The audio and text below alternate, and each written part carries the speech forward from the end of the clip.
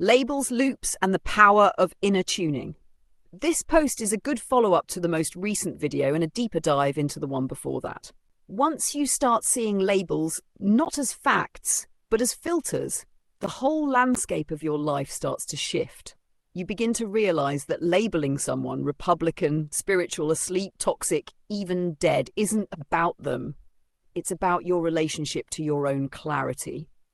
When you call someone toxic, for example, you're not wrong, but you are choosing a perspective that limits your access to peace. You're choosing to focus outward instead of inward, and that's where you lose your signal. And if the label is true, choosing to see someone as toxic instead of asking, what is this moment showing me about my own vibration? It's like being offered a free throw for $1 million and saying, great, but let me turn around and blindfold myself first. That's what judgment does. It distorts your view. It makes it harder to see the very thing that could shift your entire game. Alignment is not about being right. It's about being tuned in. It's not about controlling the external. It's about adjusting your internal frequency until what's outside reflects what feels good inside. And it's not just people we label. We do it with feelings, timelines, actions, even ourselves. We use words like failure, behind, or not doing it right to reinforce old loops. But what if those moments were never meant to define us, only to remind us? Sometimes experiences come because we didn't hear the whisper, so the universe lets us walk it out instead. Not as punishment, but as clarity by immersion. That's how understanding deepens. Others align through imagination and resonance. They don't push against what they don't want. They simply start living how they do want. They watch the movie that reflects where they're going, not the one that proves why they're stuck. So instead of chasing magic, think of it this way. Alignment is access. When you're in tune, synchronicities find you, opportunities line up, conversations click into place, and things just work, not because of luck or coincidence, but because you're now standing where they can. Even common labels like ADHD are worth revisiting. If you see ADHD as a disorder, you might constantly feel like you're wrong for not focusing normally. But if you look through the lens of alignment, ADHD becomes a superpower of excitement. It shows you where your energy wants to go next. It's not a lack of attention, it's a compass for what's truly resonant. You're not broken, you're just not designed to follow paths that bore you. And that's a gift, not a glitch. So next time something triggers you, pause. Before the story spins, try this instead. Why is this showing up in my movie?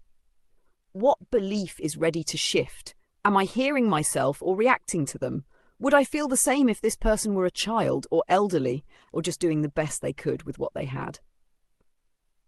When you re-see your past month through that lens, it changes you. You'll find gold in moments you'd labelled bad. You'll catch the soft cues and nudges. You'll stop fighting the mirror and start reading the message. Now use that to create your next month on purpose. Try these. 1. Catching a line, red lights, grocery queues. Instead of grumbling when you're stopped, play. Treat it like a pocket of free time gifted by the universe. Mentally plan a fun daydream trip, replay your favourite memory, or simply ask, what sounds fun right now?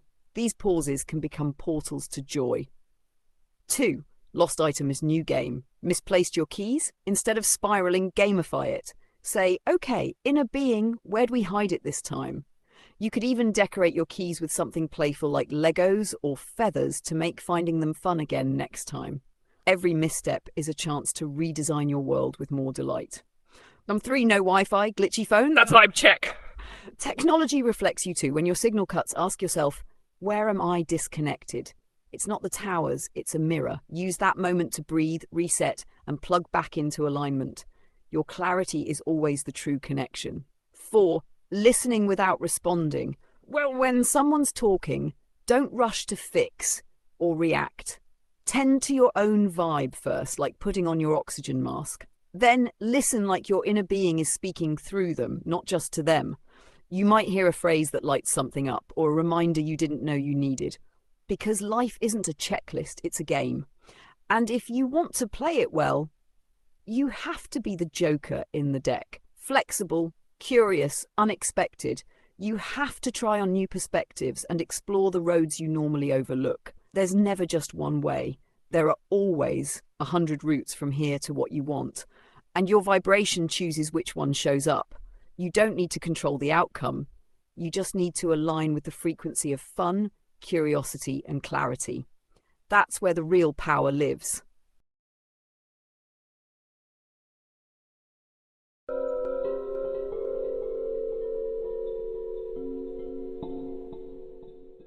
That's the end for now, my friend. But the signs, they never truly end. So when you catch the leaves that you see fall, the universe aligns with it all. When random things seem to happen to you, guess what? You create that too. Abraham might say, it's your inner call. Bashar might grin, just follow it all. So if this stirred something deep and reflective, come find more in Abraham Hicks' perspective.